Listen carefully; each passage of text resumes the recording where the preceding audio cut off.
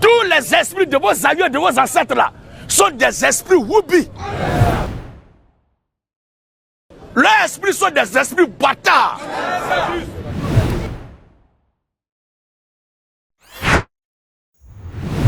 C'est dommage. Nous allons voir quelles relations nous devons avoir avec nos ancêtres. Mais en tant que chrétiens,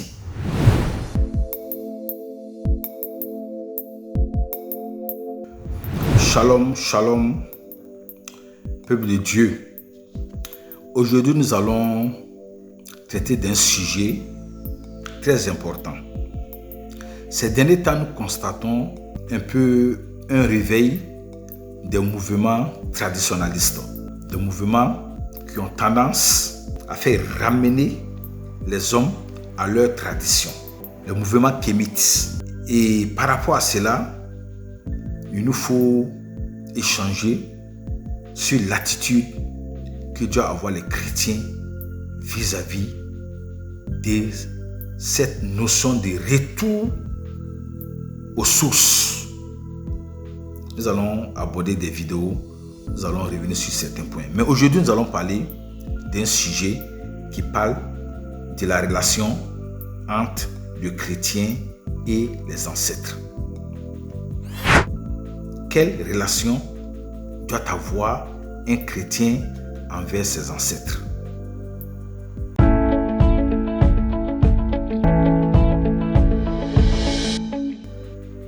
D'abord, qu'est-ce qu'un ancêtre?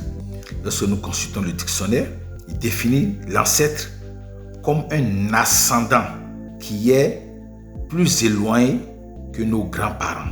C'est-à-dire, de manière simple, que le grand-père de mon grand-père, par exemple, est un ancêtre pour moi. Maintenant, en tant que chrétien, lorsqu'on donne sa vie à Jésus-Christ, quelle relation un chrétien doit-il avoir avec ses ancêtres?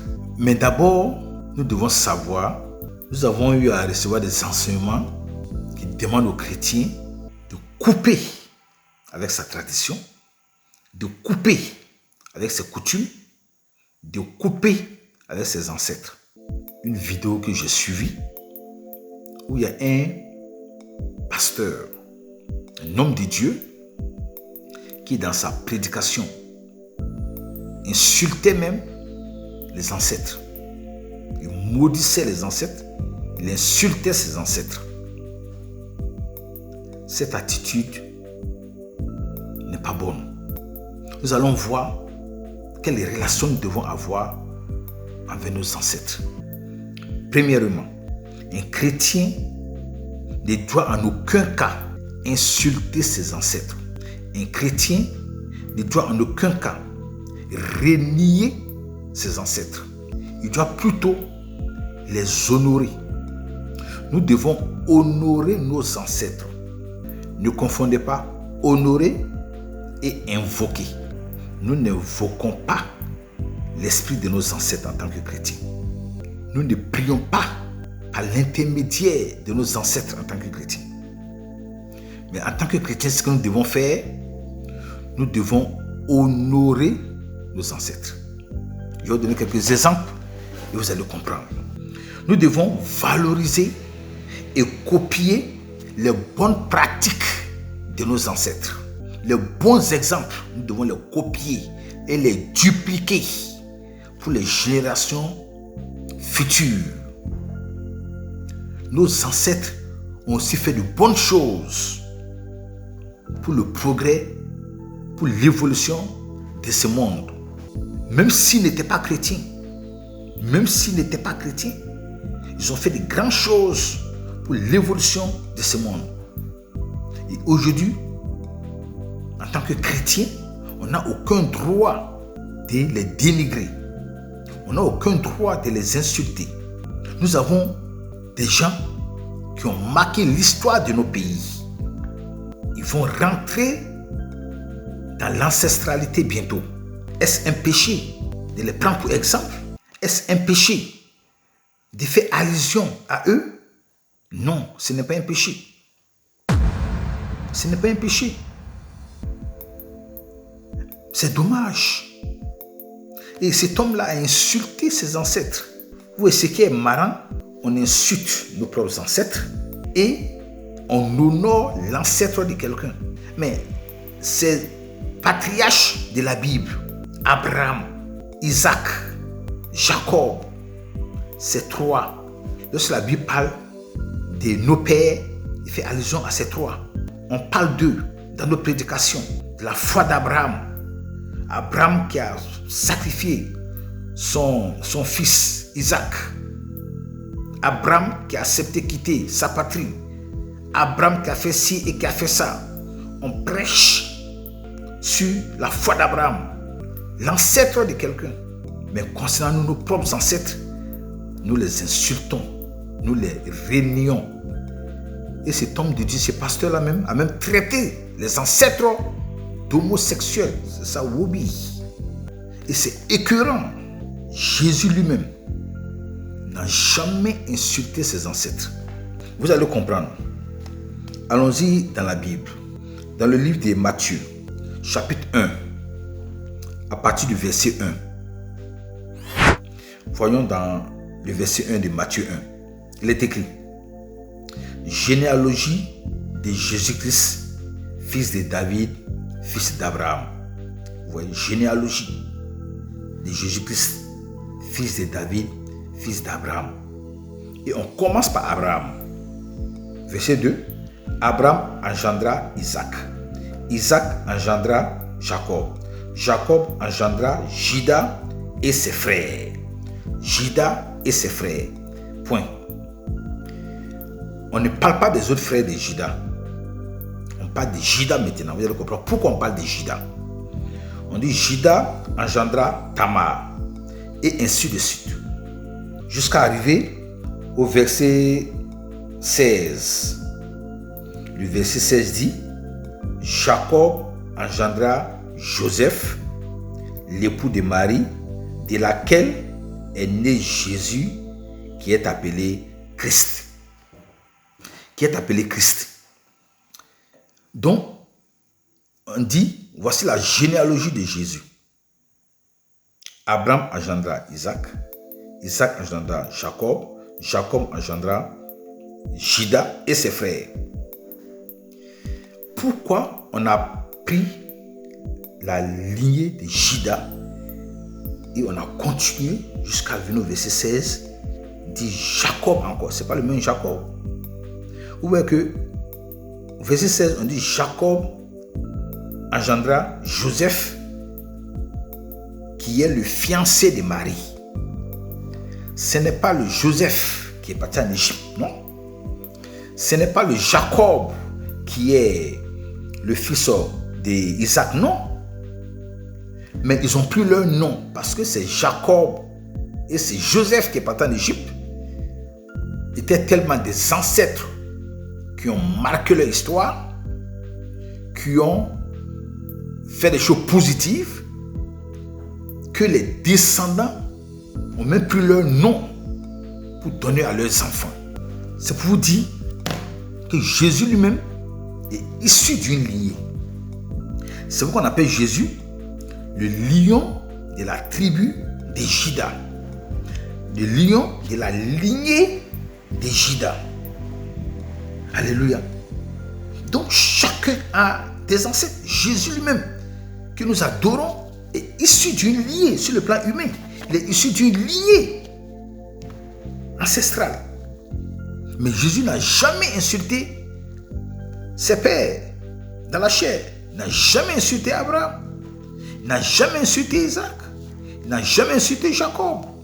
Mais dommage qu'aujourd'hui, nous qui nous disons chrétiens, nous dénigrons nos ancêtres. Nous les insultons.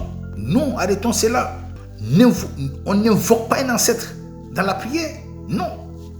Mais on les honore pour moi ce qu'ils ont fait de positif dans le passé. Je prends un exemple simple dans mon pays. On a connu vraiment dans mon pays, le Burkina Faso, des grands hommes. Thomas Sankara. Je l'ai vu personnellement pour la première fois, juste l'année qui a suivi, il est mort, quand j'étais en 6e, c'est-à-dire il y a très longtemps. Il y a des gens aujourd'hui qui ne l'ont pas connu, qui sont nés après lui. Dans 100 ans, nos enfants qui seront là dans 100 ans auront pour ancêtre Thomas Sankara. Et dans 100 ans, on parlera de ce que Thomas Sankara a fait pour le Burkina Faso. Mais pourquoi dénigrer nos ancêtres? Pourquoi parler mal?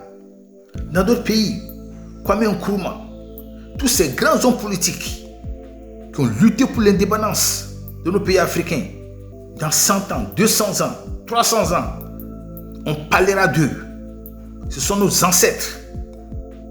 Ils ont marqué l'histoire de nos pays. On parlera d'eux. On ne les invoque pas dans la prière, non. Mais on parle d'eux à l'école, dans le livre d'histoire, pour ce qu'ils ont fait. Il faut les honorer. Donc le chrétien doit honorer ses ancêtres et non les insulter. Que ceux qui insultent les ancêtres se repentent. Nous devons les honorer parce que nous portons même leur nom. Le nom Nyanou que je porte, ce n'est pas un nom biblique. Ce n'est pas un nom qui vient d'Israël. C'est un nom qui vient de mes ancêtres. Et je suis fier de porter ce nom. Je ne peux pas porter le nom d'un ancêtre que je vais insulter aujourd'hui. Non. Le sang qui coule dans mes veines, ce sang a coulé dans les veines de mes ancêtres. Alléluia. Il n'y a pas de raison qu'aujourd'hui, je dénigre ces ancêtres-là. Nous qui sommes là aujourd'hui, dans quelques dizaines d'années, dans un siècle peut-être, nous deviendrons des ancêtres. Celui qui insulte son ancêtre aujourd'hui, tu seras insulté à ton tour. Ce n'est pas vraiment normal d'insulter nos ancêtres. Quand on devient chrétien, ne perdons pas la raison. Honorons ce que nous devons honorer. Souvent même nous ressemblons à nos ancêtres. Peut-être moi le visage que j'ai.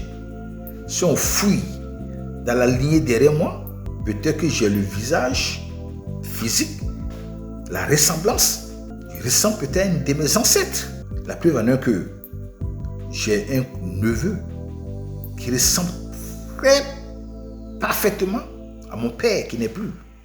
Mais moi, je ne ressemble pas à mon père. Mais un enfant à mon frère ressemble beaucoup à mon père. C'est-à-dire que moi, je dois peut-être ressembler peut-être à un ancêtre. Pourquoi aujourd'hui je vais l'insulter? Insulter mon ancêtre, c'est m'insulter moi-même. Dénigrer mon ancêtre, c'est me dénigrer moi-même. Régner mon ancêtre, c'est me régner moi-même. Nous devons les respecter. Même s'ils ne sont plus de ce monde, nous devons les respecter.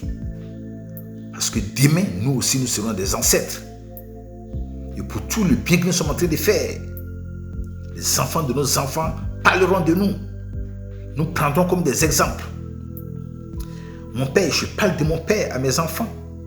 Je parlerai de mon père à mes petits-enfants. Et aux petits-enfants de mes petits-enfants, tant que je vivrai, je parlerai de mon père biologique à mes enfants. Pour l'intégrité de mon père est un homme intègre.